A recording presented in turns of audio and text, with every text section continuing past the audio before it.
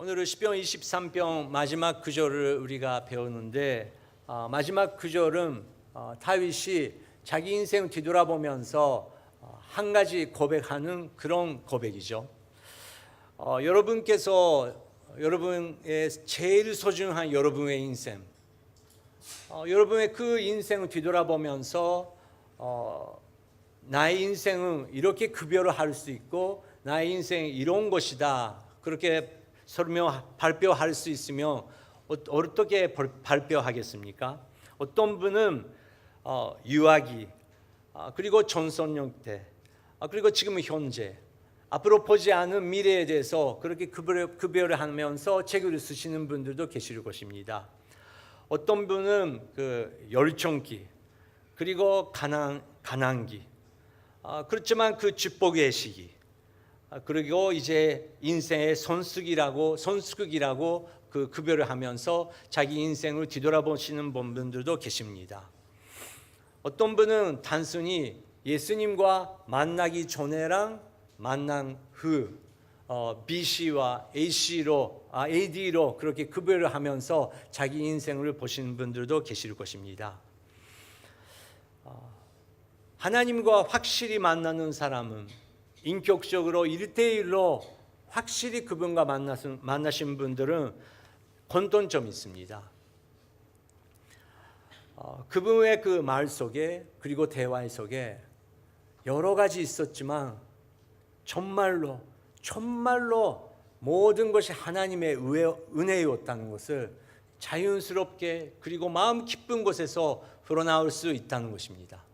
그리고 외우는 말씀을 통해서 내 말이 아니고 하나님의 말씀을 이렇게 말씀하신다, 그것이 나타나기 시작합니다. 그 전에는 그거는 운이 좋았었다, 락키였다, 내가 노력했으니까 그렇지, 내가 얼마나 열심히 했는데 내가 중심이 됐고, 또 어떤 분은 내가 저런 선배님, 선생님, 그리고 사장님 만났기 때문에 내가 여기에 있다, 그렇게 사람을 중심으로 이야기할 때가 있었는데, 이제 그런 분들도 하나님께서 허락해 주셨고 나에게도 힘을 허락해 주셨지만 모든 것이 내 것이 아니고 하나님께서 하셨다, 그것을 고백할 수 있게 된다는 것입니다. 그렇게 그분을 바라보기 시작하면 다윗이 6절에서 자기 인생을 고백했듯이 이런 고백이 나온다는 것입니다. 6절 같이 읽겠습니다. 시작. 내 평생의 선하심과 한결같은 사랑이 진실로 나와 함께 하실 것이니 내가 여호와의 집에서 영원히 살 것입니다. 아멘. 내 평생 선하심과 한결같은 사랑이 진실로 나와 함께 할 것이니, 그렇습니다. 우리는 건강하게 살아야 됩니다. 3부 예배 여러분, 건강하게 사십시오. 그리고 오래 사십시오. 행복하게, 정말 즐겁게 사시기 바랍니다. 하지만 그것도 중요하지만 그것을 추구하기 전에 우리가 항상 마음에 잡아야 되는 것은 지금까지 살아오는 것도 감사하고 또 앞으로 찬스할 수 있는 가능성이 있다는 것도 감사하지만 무엇 위해서 오래 산다는 것입니까? 무엇 위해서 건강하게 산다는 것입니까? 그 이유, 목표가 필요한다는 것입니다. 그거 없으면 감사가 없어지고 또 계속 없는 것을 추구하기 시작한다는 것입니다. 지난주 제가 BBC 뉴스를 통해서 우크라이나 현장의 그 인터뷰를 보고 있었습니다. 위험한 그곳에서 병원이 있었는데 그 병원도 미사일 그 공격을 받았습니다. 거기에 계셨던 분들이 안정한 그 지역에 또 피난해야 되고 거기서 인터뷰를 하고 있었습니다. 할아버지 한 분께서 정말 그 눈물을 흘리면서 이렇게 말하고 있었습니다. 내가 여기에 살아 있어도 무슨 의미가 있습니까? 그 병원에 같이 입원하고 있었던 나의 와이프가 지금 어디에 있는지 모르는데 나의 와이프를 한 번만 볼 수 있으면 나의 인생은 더 필요한 거 없습니다. 그렇게 눈물을 흘리면서 외치고 있었습니다. 맞습니다. 우리가 다 힘든 거 있지만 전쟁 지나가신 분, 정말 그 죽음의 그림자가 드리운 그 거루차기를 지나가 본 적이 있는 사람은 우리에게 그 전할 수 있는 메시지가 있죠. 우리가 힘들어요 그렇게 할 때 그분께서 말을 할 거예요. 그래도 지금은 당신 살아있잖아. 우리 가족은 문제 있어요. 근데 그 가족이 당신 사랑하는 사람이 지금은 곁에 있어? 전화를 걸을 수 있으면 전화 받을 수 있어? 그러면 당신은 아직 감사할 수 있는 엄청 많이 있다는 거야. 그렇게 그분들이 우리에게 말합니다. 그렇습니다. 우리가 주님의 선하심 그리고 한결 같은 사람, 그래서 우리가 원하는 것을 받았기 때문에 그런 것이 아니고 우리가 뒤돌아보면 모든 것이 하나님의 기적이었다, 모든 것이 하나님의 은혜였다라는 것을 고백할 수 있는 그 마음이 회복되실 때, 우리가 받을 때 우리는 다시 한번 그분의 영광 바라볼 수 있다는 것입니다. 뒤돌아볼 때도 그렇고 앞으로 바라볼 때도 그렇습니다. 얼마나 불안한 시대입니까? 얼마나 소망 없는 시대입니까? 여러분, 질문 있습니다. 10대 그 친구들이랑 여러분께서 이야기하고 있을 때 지금 15살, 16살인데 너는 크면 뭐가 되고 싶어? 그렇게 할 때 저는 되고 싶은 거 없어요. 왜냐하면 저는 별로 건강 안 좋아요. 근데 씩씩한데 저는 돈 없어요. 학생이니까 돈 없는 거 당연하지. 저는 지식이 없어요. 당연하지. 그래서 공부해야지. 저는 기회가 없어요. 저는 아는 좋은 사람이 인맥이 없어요. 그렇게 말하면 얼마나 답답하겠습니까?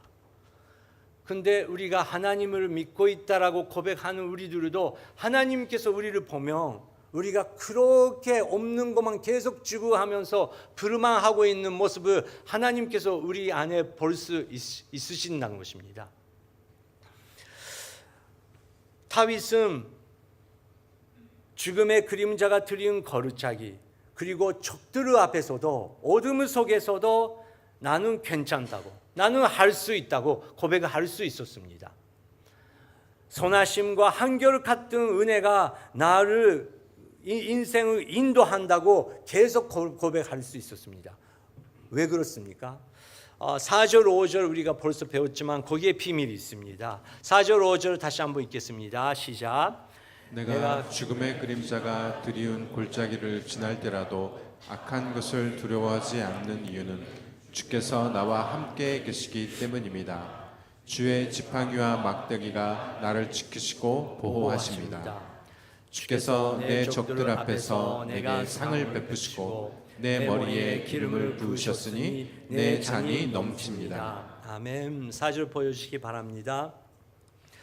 내가 죽음의 그림자가 드리운 거루차기를 지나를 때라도 그럴 때가 있었다는 것입니다. 그리고 앞으로도 있을 것이고, 하지만 악한 것을 두렵지 않습니다. 왜냐고요? 다윗은 그 그림자를 묵상하는 것이 아니고 그 문제만 계속 묵상하는 것이 아니었다는 것입니다. 다윗은 말씀을 통해서 그분께서 말씀하시는 그 약속, 나는 영원히 너와 함께 있겠다고 하시는 그 약속을 붙잡고 그분을 어둠 속에서도 바라볼 수 있는 영적인 눈이 있었다는 것입니다. 그리고 적들이 있었습니다. 적들을 볼 수 있죠. 이렇게 많은 적들이, 이제 여러분도 태명해야 되는 그 적들도 이 세상에 있다는 것입니다. 근데 다윗은 적들이 얼마나 무서운지 그것을 묵상하는 것이 아니고 주께서 내 적 앞에서 내게 상을 베푸시고, 적들도 볼 수 있지만 그래도 이렇게 보니까 주님께서 이 사람들을 예배해 주셨고 이 시간도 예배해 주셨고 내 안에 이런 힘도 예비해 주셨다. 주님께서 상을 베푸시고 그것뿐만 아니라 내 머리에 기름을 부으시고 손로에 기름을 부으셨으니 내 잔이 넘친다. 나의 부족함이 없다고.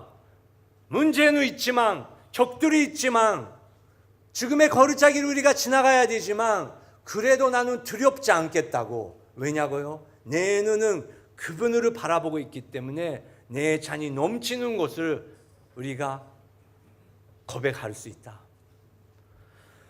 여러분, 그 10대 소년이 딱 봐도 진짜 병이 있어요. 딱 보니까 정말 힘든 상황이에요. 가족이 환경 안 좋아요. 내가 봐도 이 아이 미래가 없는 것처럼 힘들 텐데 그렇게 안타까운 마음을 들은 사람이랑 만날 때가 있지 않습니까? 그래도 그 소녀가 그래도 집사님 괜찮아요. 저는 교회에서 배웠듯이 임마누엘 하나님께서 나와 함께 하실 줄 믿습니다. 그래서 내 인생 기대밖에 없습니다. 그렇게 고백하면 당연히 내가 도와줘야겠다. 그런 마음은 되지 않습니까? 그러면 우리 인간도 그렇으면 하나님께서 벌써 약속해 주시는데 왜 문제만 계속 묵상하냐고. 그 문제 속에 계시는 살아계신 그분을 왜 보지 않냐고 하나님께서 도전하시고 그것을 힘이 얻은 다윗은 맞습니다. 적들 앞에 있지만 그래도 내 앞에 주님께서 상을 베푸셨다. 기름을 부으셨다. 그래서 내 잔이 넘치고 부족한 것이 없습니다. 나는 가를 것이다. 그렇게 고백할 수 있었던 것입니다. 시편 27편은 시편 23편이랑 비슷하다라는 그렇게 신학자들이 분석하는 평입니다. 시편 27편 1절부터 10절 함께 읽겠습니다. 시작. 여호와는 내 빛이시요 내 구원이시니 내가 무엇을 두려워하겠습니까? 여호와는 내 삶에 누구를 무서워하겠습니까? 그런데 내 부모가 나를 잠깐만요. 버릴지라도 잠깐만요. 그 3절 다시 한번 읽겠습니다. 3절. 예, 여기 읽겠습니다. 시작. 군대가 나를 향해 진을 쳐도 내 마음은 두렵지 않을 것입니다. 내게 대항하는 전쟁이 일어나더라도 내가 오히려 담대할 것입니다. 10절. 내 부모가 너를 버릴지라도 여호와는 나를 받으실 것입니다. 아멘. 1절 다시 한번 보여주시기 바랍니다. 다윗은 여호와는 나의 느그느그십니다. 그런 고백을 많이 했다는 것을 우리가 발견할 수 있습니다. 주는 나의 목자이시고 27편에서 여호와는 나의 빛이시고 여호와는 나의 삶의 힘이시니 구원이시니 내가 무엇을 두려워하겠습니까? 내가 누구를 무서워하겠습니까? 여러분, 우리가 무엇을 두려워하고 있는 건가요? 주님께서 역사하고 계신데 여러분, 우리가 누구를 두려워하고 있는 건가요? 누구보다 나를 버리지 않으신 분께서 지금은 싸우고 계시는데 우리는 무엇을 보면서 무엇을 두려워하고 있는 건가요? 그 대답을 솔직하게 주님 앞에 우리가 열어야 되는 것입니다. 다윗은 그렇게 어둠 속에 주님께서 나의 빛이시다 그렇게 고백했다는 게 인생의 캄캄한 어둠 속에 있었다는 것입니다. 나의 삶의 힘이시니 라고 고백했다는 것은 내가 위지할 수 있는 힘을 다 없어졌던 상황이었다는 것입니다. 그래서 그 고백이 나온다는 것입니다. 여러분께서 자기 그런 책을 쓰실 때 여호와는 나의 느그느그다 그렇게 고백할 때 여러분께서 뭐라고 하십니까? 우리는 힘내면서 시작해야 돼요. 가나다라부터 시작하고 ABC도 힘내면서 아이유에어도 건니치와도 힘내면서 시작했는데 그래도 일본말도 이제 힘내는 것이 아니고 자기의 표현이 나타나기 시작하는 그런 때가 있지 않습니까? 그런 식으로 주님, 다윗은 이렇게 고백했지만 나의 인생 뒤돌아보면서 자기 상황 보니까 주님은 나의 느그느그십니다. 그렇게 주님과의 1대1의 비밀의 고백이 나올 줄 믿습니다. 여러분, 성령 하나님은 좋은 분이십니다. 성령 하나님은 은사도 주시고 우리에게 힘도 주시지만 최고 성령 하나님께서 원하시는 것은 우리 마음이 예수님을 바라볼 수 있게 해주시는 역사입니다. 성령 하나님께서 우리가 어둠 속에 있을 때, 적들 앞에 있을 때 너는 이렇게 고백해봐. 그렇게 오리지널의 고백. 그분과의 1대1로 그렇게 고백하면서 그분의 눈빛 속에 내가 있고 내 눈빛 속에 그분께서 계시는 그 관계. 성령 하나님께서 그것을 원하신다는 것입니다. 여러분, 그렇게 될 때 우리는 두려운 거 없어요. 왜냐고요? 이제 견제 안 해도 되니까. 다른 사람한테도 안 보여줘도 되니까. 다른 사람한테도 진짜 안 받아도 되니까. 왜냐고요? 그분을 확실히 볼 수 있으니까 얼마나 자유가 있습니까? 얼마나 기쁨이 있습니까? 성령 하나님께서 그런 생활, 생명의 삶, 리빙 라이프, 생명 넘치는 삶 매일매일 너가 살 수 있다고 성령 하나님께서 역사하시는 목표는 그분을 바라보게 해주신다는 것입니다. 그래서 여호와는 내 빛이시니 내 구원이시니 내가 무엇을 두려워하겠습니까? 내가 누구를 무서워하겠습니까? 3절, 군대가 나를 향해 진을 줘도 그리고 내게 당하는 전쟁이 일어날지라도 내 마음은 두렵지 않을 것이고 내가 오히려 담대할 것이다. 내가 오히려 담대한데요. 여러분, 지금 얼마나 불안한 시대입니까? 언제 전쟁이 일어날까? 이제 아시아도 전쟁이 일어나는 곳인가? 어떻게 하지? 경제가 무너지는데 내가 샀던 그 주식이 무너지는데 다 두려워하고 있어요. 이제 코로나보다 더 무서운 것이 나타난다고 그렇게 조금 유튜브에서 하면 금방 10만 명, 20만 명 가지 않습니까? 그렇게 민감한 시대. 근데 예수님께서 벌써 말씀하셨지 않습니까? 안타깝지만 지진이 일어난대요. 안타깝지만 전쟁이 일어난대요. 안타깝지만 기근이 일어난대요. 경제는 완전히 파괴된대요. 바빌론은 멸망한대요. 우리가 믿고 있는 이곳은 다 무너진대요. 이스라엘도 전 세계 군대가 모이기 시작한대요.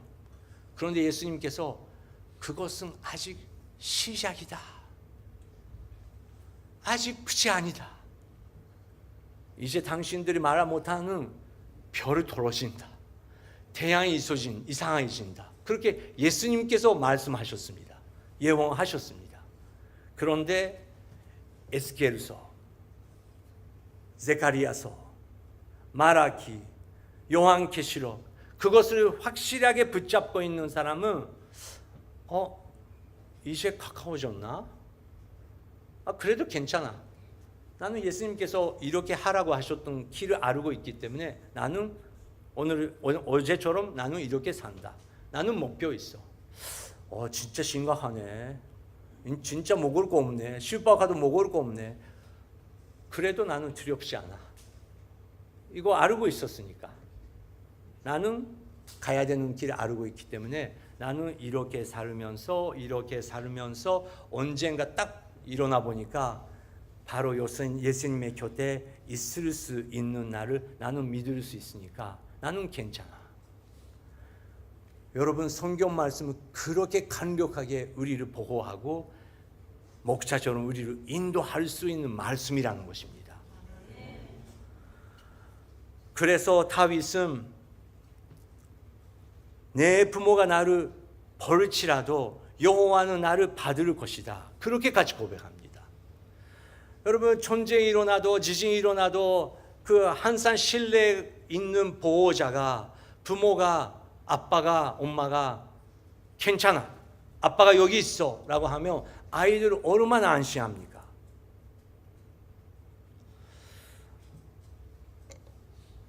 그래서 우리는 그 좋은 메시지를 우리 그 차세대에게, 아이들에게 보내야죠.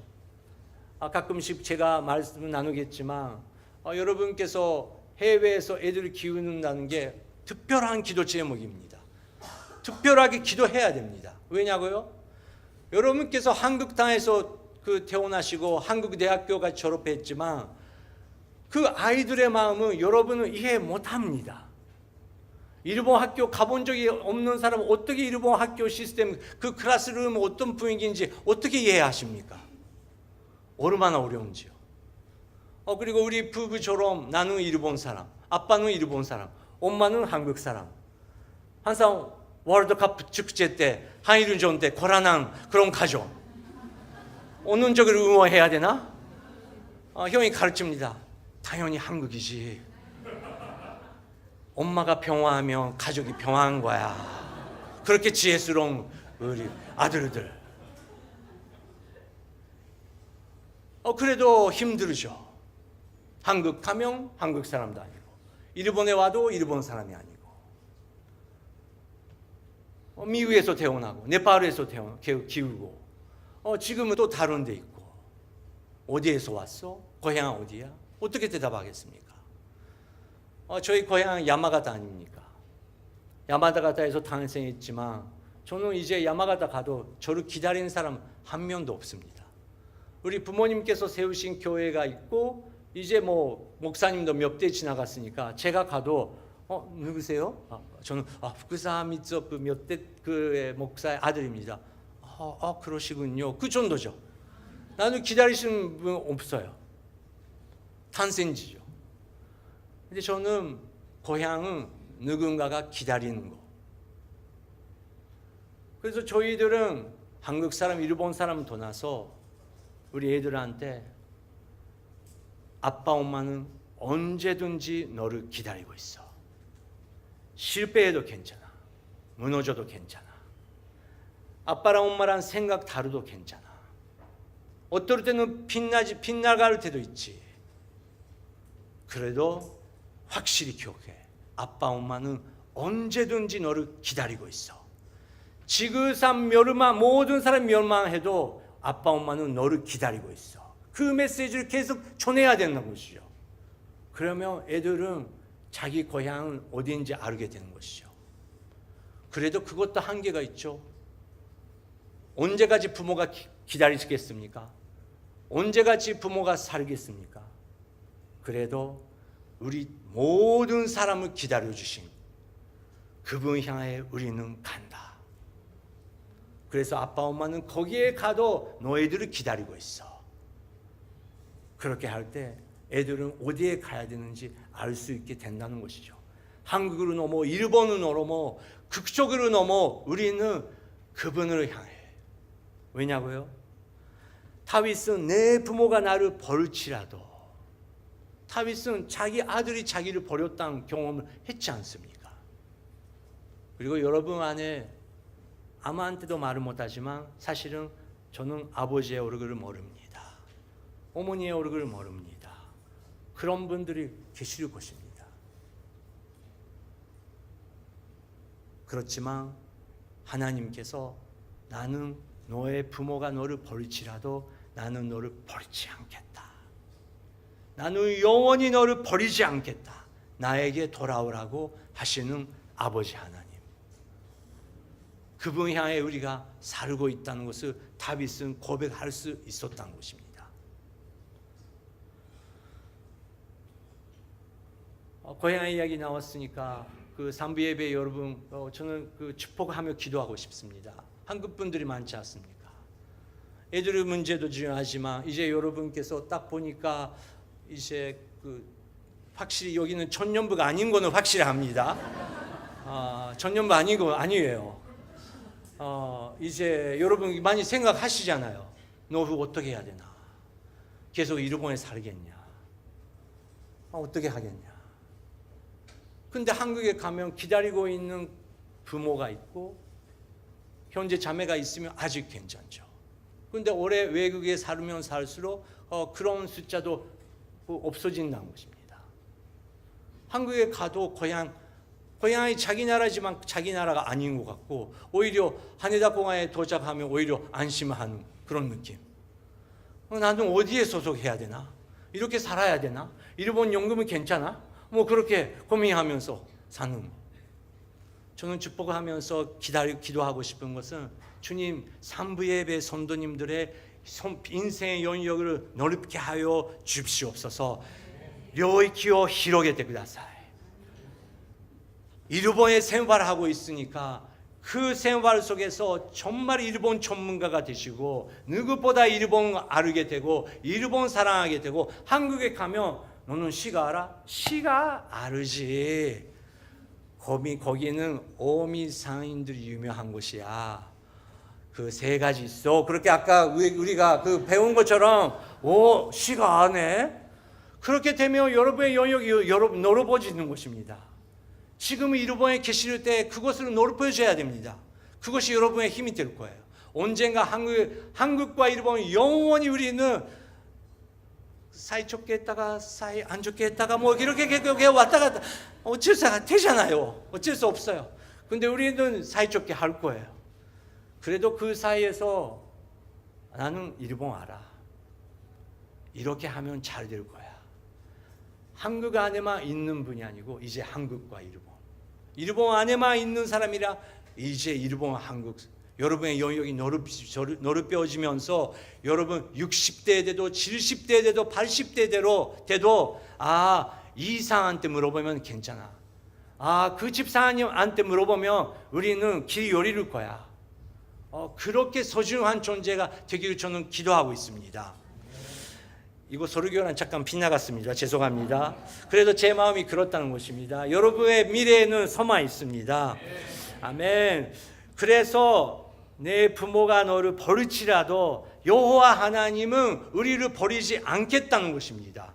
그래서 다윗은 마지막에 이렇게 고백합니다. 27편 4절 14절 말씀 같이 읽겠습니다. 시작. 한 가지 내가 여호와께 바라는 것이 있으니 내가 찾는 것은 이것입니다.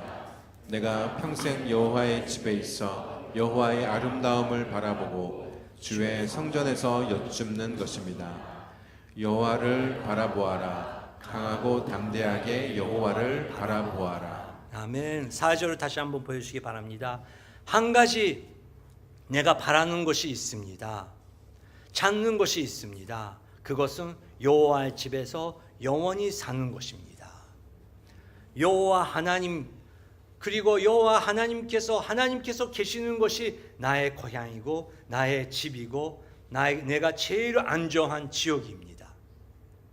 일본에 있어도 한국에 돌아가도 한국에 있어도 일본에 올지라도 그것은 상관없이 하나님께서 여기에 있어라고 하시는 분, 그리고 어디에 있든지 하나님께서 나와 함께 하고 계신다.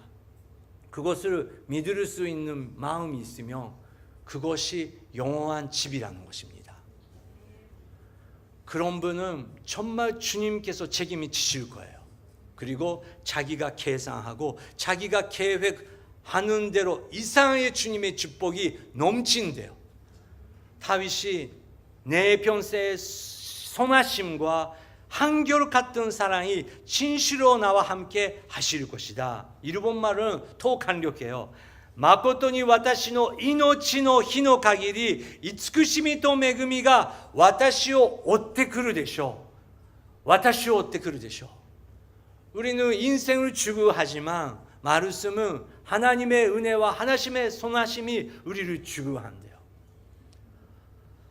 그래서 내가 여호와의 집에서 영원히 살 것입니다. 6절 말씀 마지막에 우리가 선포하면서 마치겠습니다. 내 평생의 선하심과 한결 같은 사랑이 진실로 나와 함께 하실 것이니 내가 여호와의 집에서 영원히 살 것입니다. 일본말로도 선포하겠습니다. 마코토니 와타시の命の日の限り慈しみと恵みが私を追ってくるでしょう。私はいつまでも主の家に住まいます。アーメン。